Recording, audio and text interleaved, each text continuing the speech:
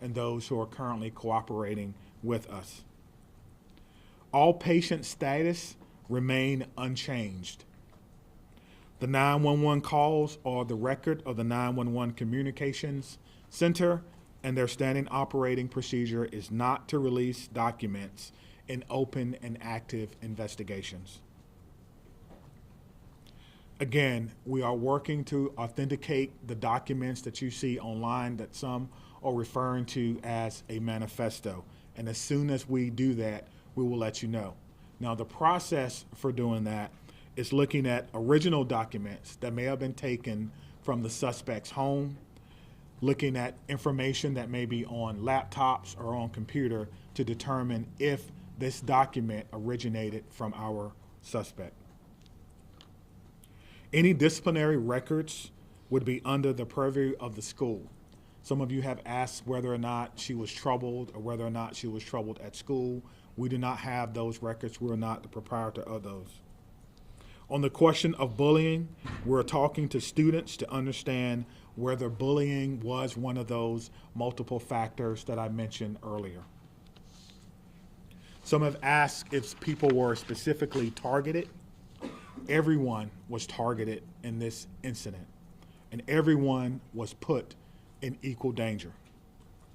Today, numerous MMSD schools were targeted by false threats, often known as swatting. We're working closely with the Madison Metropolitan School District to determine where these originated and to investigate this call. We do not believe that there are any current threats to any Madison area schools, and will continue to investigate these calls and any threats of violence as they come in. Let me be clear on this point. Making false threats is a crime, and we are working with the district attorneys to prosecute these crimes as information is gathered. And if we have to do that, we certainly will. I encourage all parents, all family members to talk to your loved ones about this. We will determine where they originated. We'll use federal partners if we have to and levy those charges as well. As we continue to investigate what happened yesterday, we're keeping the victims and their families in the front of our minds. We want to thank the countless people and organizations who've reached out to support them, as well as the Dane County Victim Witness Unit and the Dane County Emergency Management, who provided direct support to the families. To the Abundant Life Christian Academy, this is a hurting and haunting situation, and the many survivors will need our continued support, and we pledge to give them that in the days, months, and even years ahead. As a community, we must not allow violence or any act of violence to define us. We refuse to allow hate or destruction to win in this city, but rather we will honor our survivors, our victims through love, support, and the Madison way. Please continue to take care of yourself and take care of each other. At this time, we have several officers who are working today, who was working yesterday. They were given the opportunity to stay home on what we commonly refer to as an administrative day. They were offered peer support, emergency assistance program through our city. But those officers chose to come to work today and serve their community. So at the end of my remarks, I'm going to find each and every one of them and personally shake their hand and thank them on behalf of a grateful city, and a grateful administration, and a grateful department and profession for their act of selfless public service. Thank you. Mayor. Thank you, Chief.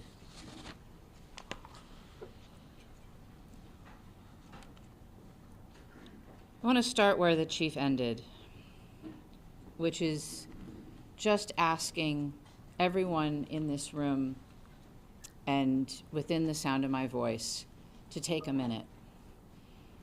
It's been an incredibly difficult 24 plus hours at this point in time. And we're all human, including each and every one of you in the media who is covering this really tragic event.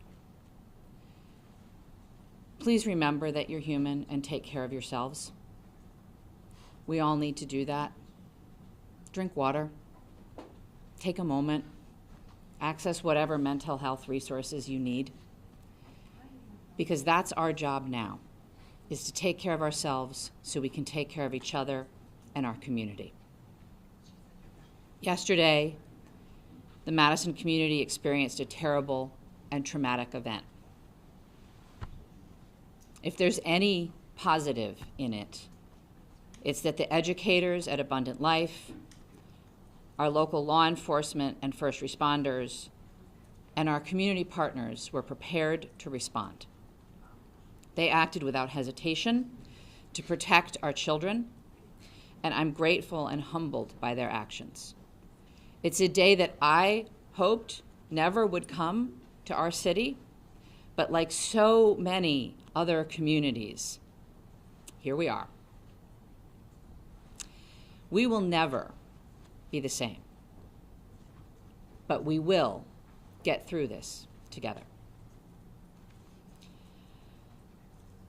I want to ask again that everyone, please respect the privacy of the victims, their families, and those in the Abundant Life community.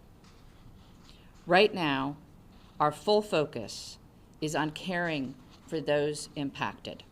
First and foremost, the victims and their families, the Abundant Life students and educators, our first responders, the students and educators across the city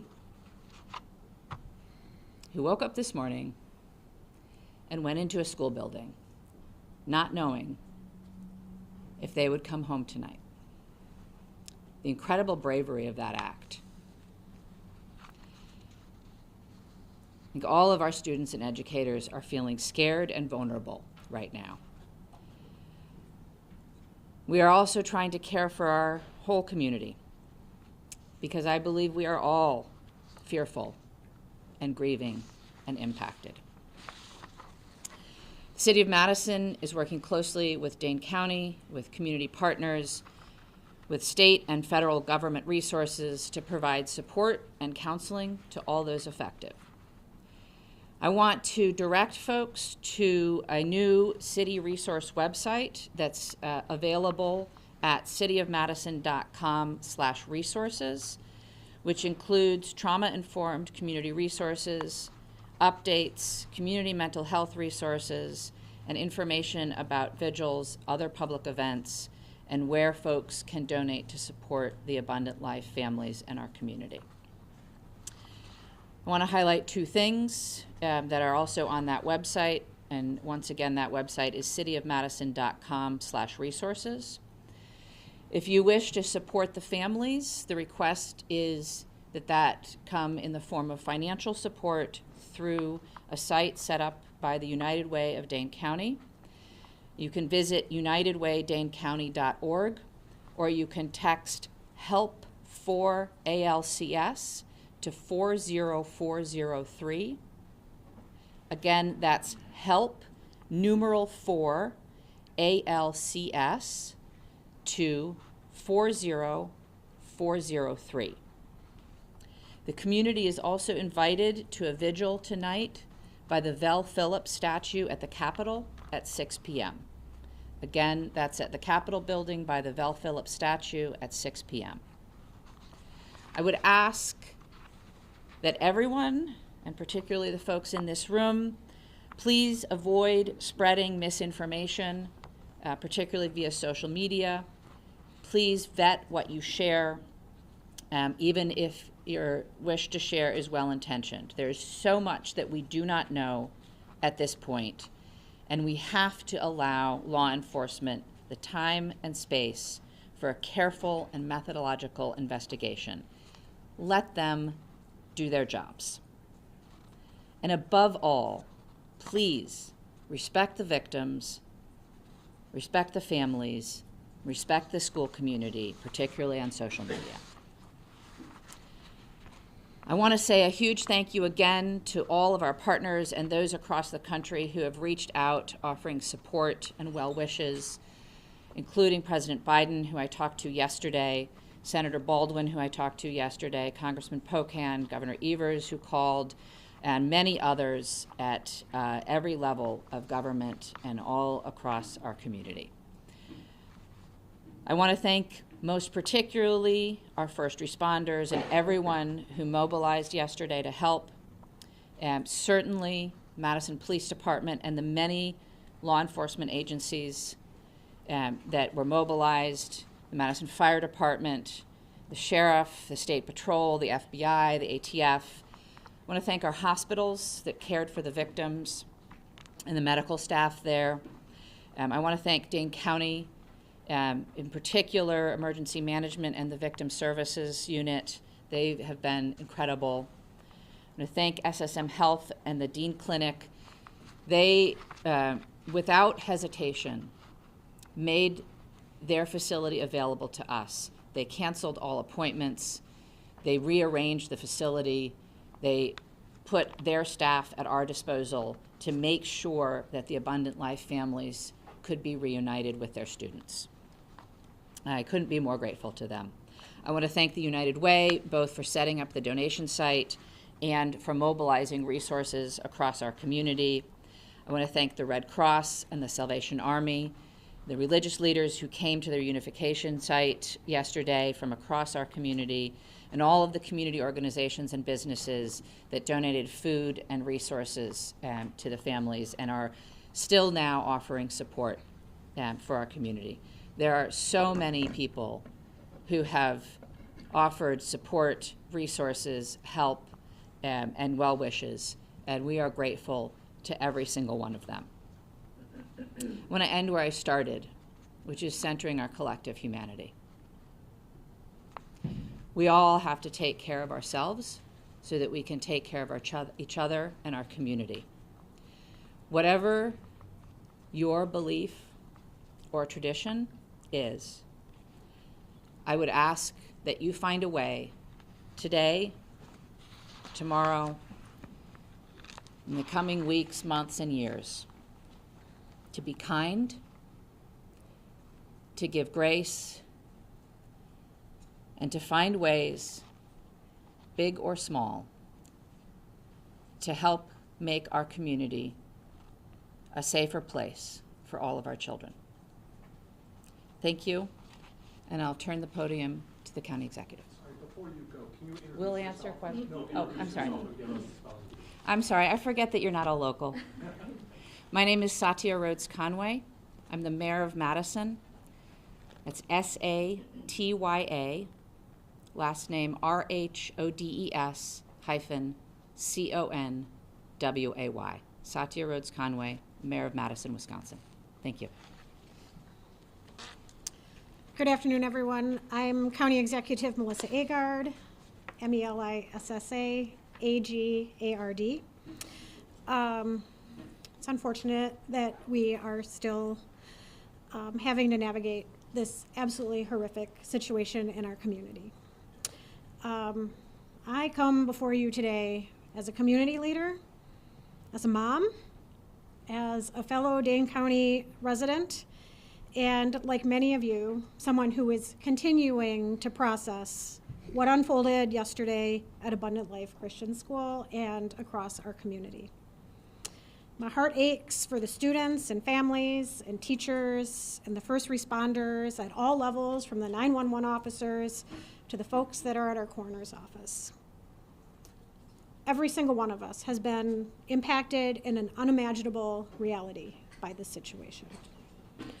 Our kids, my kids, teachers across our community, and in fact across our nation, had to wake up and go to school today, and that was an act of bravery.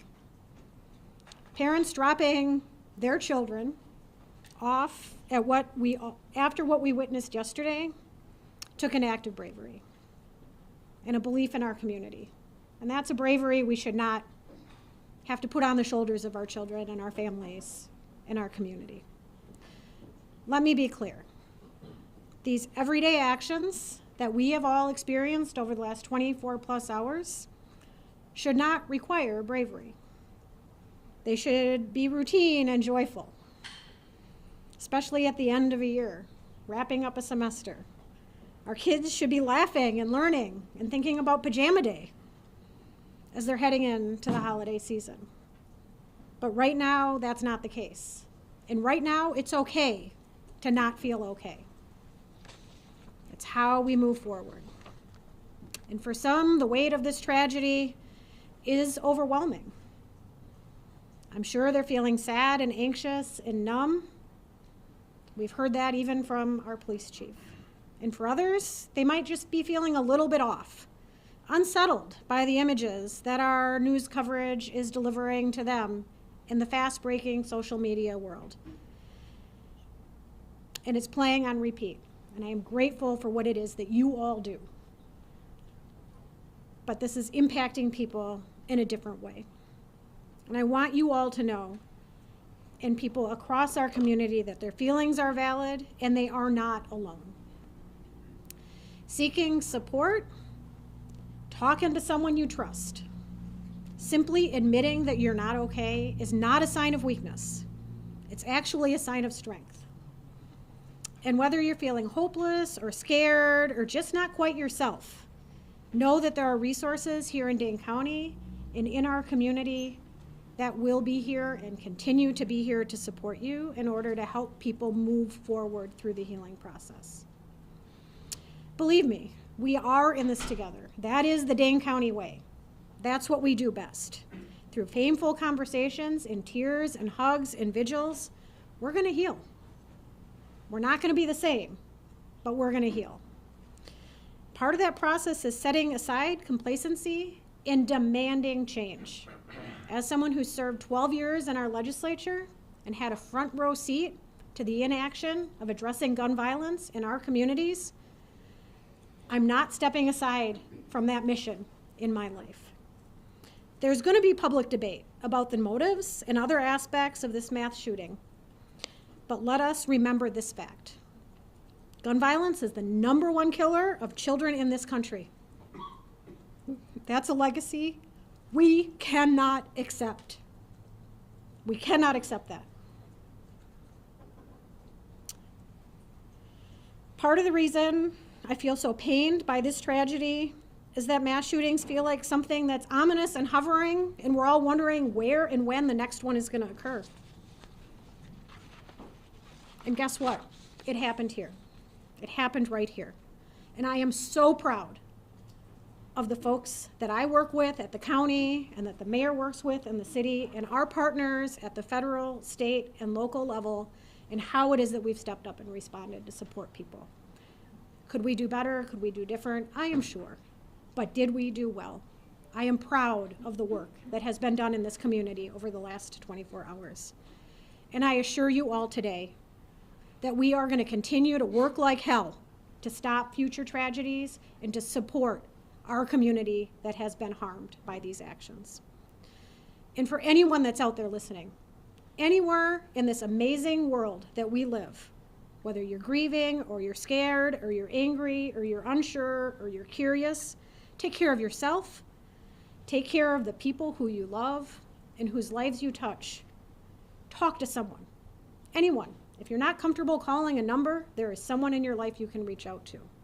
No one is alone through this. We are strong in Dane County, and together we're going to get through this. And I know that there are questions that we all want answers to. And I am hopeful that we will have those answers sooner than longer. But please give us the time to do this right so that we can learn how to prevent this from happening in the future and support those that have been most impacted in our community. We are doing everything in our power at all levels in a collaborative way to prevent this type of pain from ever happening again in our community. Can I assure that? No, but we are going to work as best as we can to that end. So thank you to each of you for carrying these stories, for taking care of yourselves, and for delivering these messages to the people in our community that just want one more piece of information. Thank you for being here.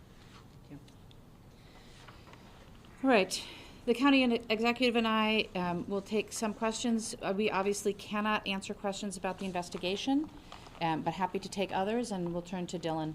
Sure, Lucas from the State Journal.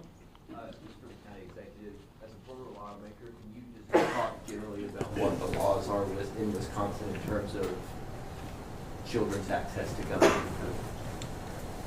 guns? Our laws in Wisconsin are far too lax when it comes to access of guns by children. And I do believe that we should have safe storage laws. We should have background checks. We should have red flag bills. We should be providing adequate support for everyone in our community when it comes to behavioral health. People should not be waiting when they raise their hand and ask for help. And there should not be stigma surrounding people who are asking for that help. Our schools should be adequately funded. Our Department of Justice has an Office of School Safety. They don't have enough resources, and that is on the legislature. There is a lot of action that can be taken in the Wisconsin State Capitol, but this is a conversation that needs to happen from coast to coast. We need partners in our federal government to also address this, because states have borders and people can cross them. Okay, Maddie from WISC. As public officials, can you speak to the process of vetting information before sharing it publicly, what that looks like behind the scenes? We try. I think it depends, but we have a process within, obviously, both police and fire have public information officers who work with the principals to gather and vet information and share it out. Similarly, in my office, we have a communications manager who works with us. In terms of the investigation, I can't really speak to that process, but there is a process within law enforcement to decide what information can be shared that won't jeopardize the investigation, and then to do our best to verify information before we're sharing it publicly. Obviously, in an event like this, there is a lot of chaos, and it can be difficult to parse out where information is coming from and how accurate it is at any given time. And so in a developing scene, sometimes we will share information that's not 100% correct. But as you've seen already, the chief comes back and tries to give out the best information we can and correct any mistakes.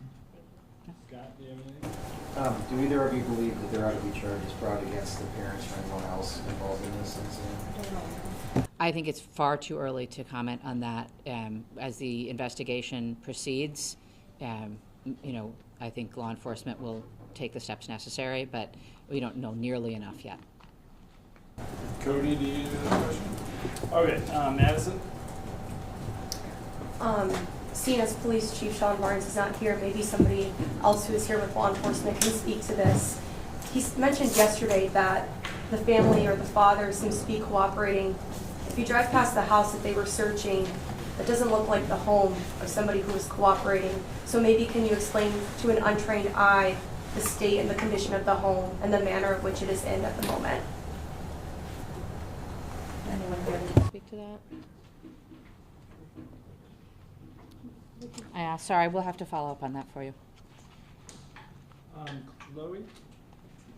I'm not sure if anyone is able to speak to this, but I know Chief Barnes kind of briefly mentioned that students are talking about if the suspect is, talking or was bullied. Is there anyone that can speak to that right now? Students are coming forward at this time and sharing what they saw and heard from school yesterday or their relationship with the student. So I think broadly, at this point in time, it's a very active investigation. You heard the chief ask folks who want to share any information that they may have to share that via Crime Stalkers, and I would echo that if anybody has information that's relevant to the investigation, to please share it through Crime Stalkers. I think today is going to be a very difficult day for all of our students in Madison. I know that our schools and teachers are doing their best to support kids. And I think the county exec has kids, as I do not, so she may know more about that. So I do have a son in our Madison schools, and it was hard for him to get up and go to school today.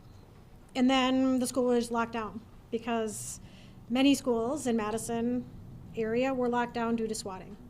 And that was triggering not only to him and his peers, but to family members and educators. And the world that our kids are in now is very different than one I grew up in. They have access to social media and digital communication in the palm of their hands. And they are oftentimes sharing information that has no source. It is our jobs as adults and as folks on the front lines to remind them that nothing is valid that they are sharing at this point in time, but to be there as they continue to process this. Again, my message to my son and to his friends and to other families that have been reaching out is if you do feel that you have any information, if you feel like it might be something that would be helpful and you're not quite sure, you should still call Crime Stoppers. The smallest piece of information could be the last piece of information that we need. So don't second guess yourself. Please reach out to Crime Stoppers. Parents, support your children through this as they are navigating. It is a very confusing path for them, and my kids seem to know more than I do right now as this is going on because of the fact that that digital device is in their hands. And we need to help them know that they should be putting that down and slowing their worlds down as we're navigating our way through this. Thank you. Shon from WRT. I'm sure you've been on the phone continuously and have to make hundreds of calls. Could you talk about any conversations you've had with other MMSD or other schools in the area?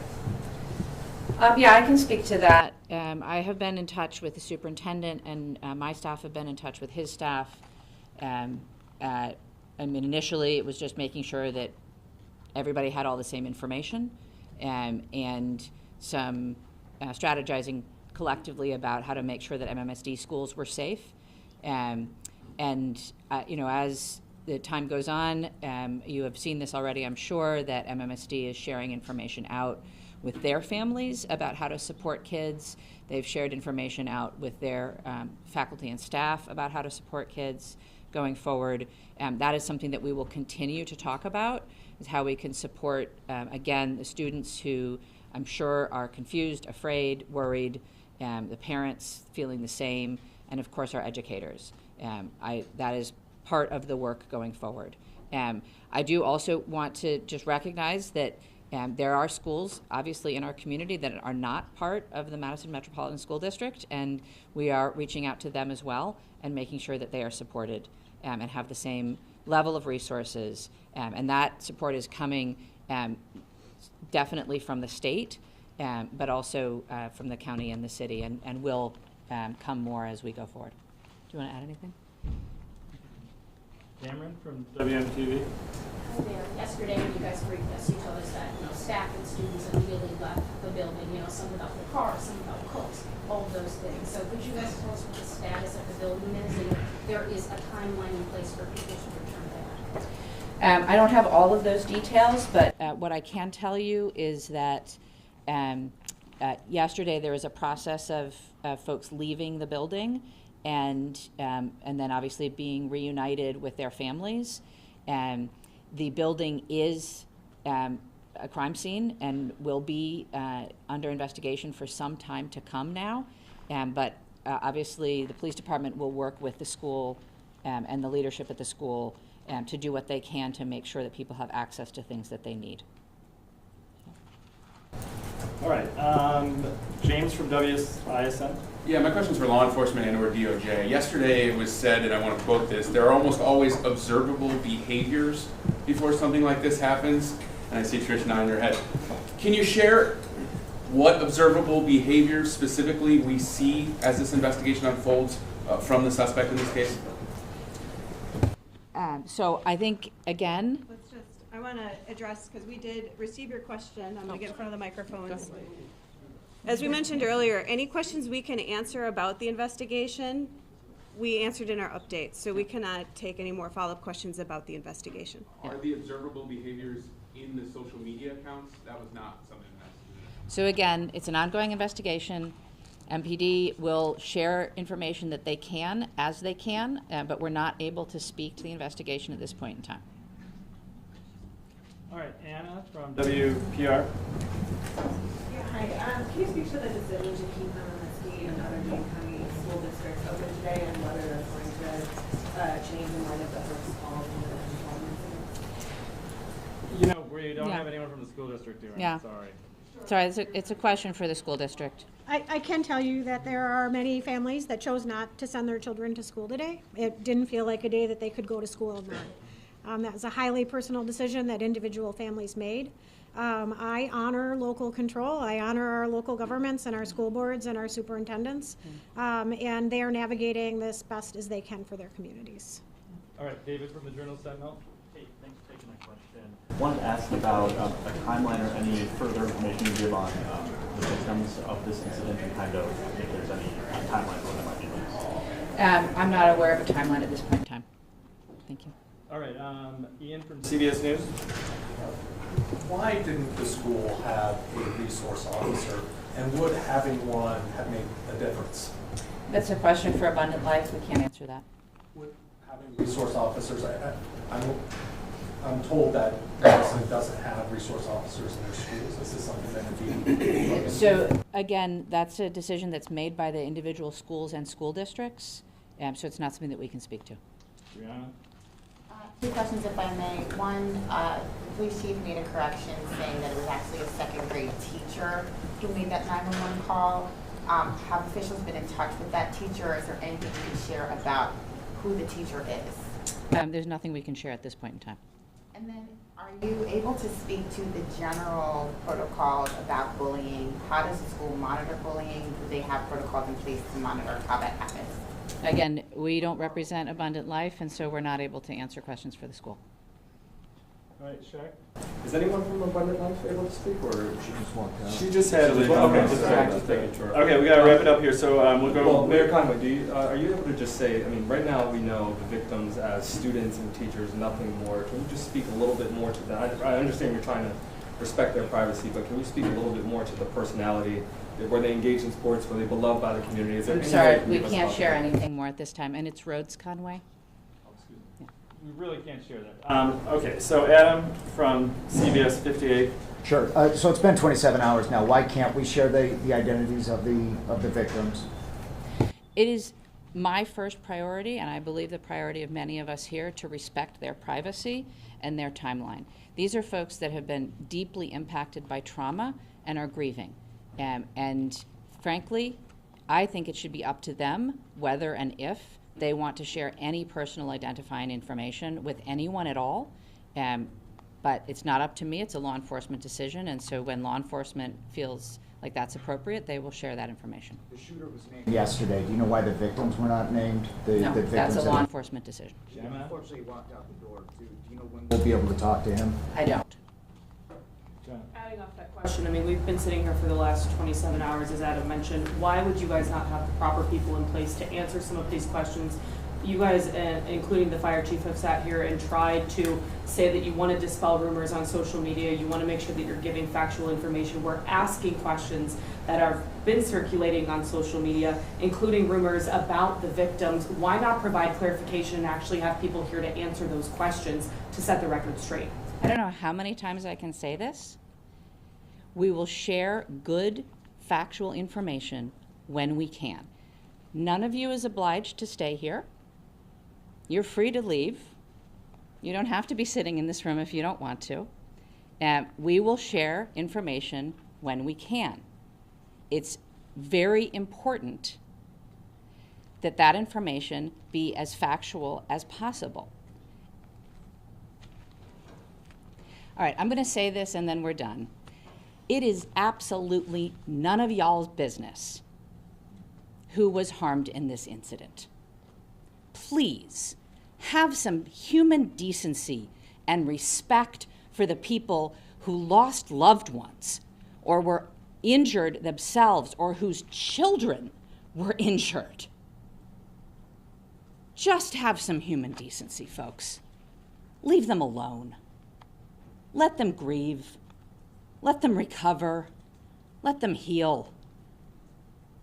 Don't feed off their pain. We'll share what we can when we can, and not before that. Thank you. Is there another briefing scheduled? There is not. Thank you, ma'am. Did you allow me to ask the question? I just, the mayor does what she wants. No, but you actually heard the question and you didn't think it was okay. I promised to speak to the good people of the Netherlands. But we All right, I got one. Well, the mayor makes her own decision. no, you made the decision for the mayor because you heard the question, so I didn't think it was okay.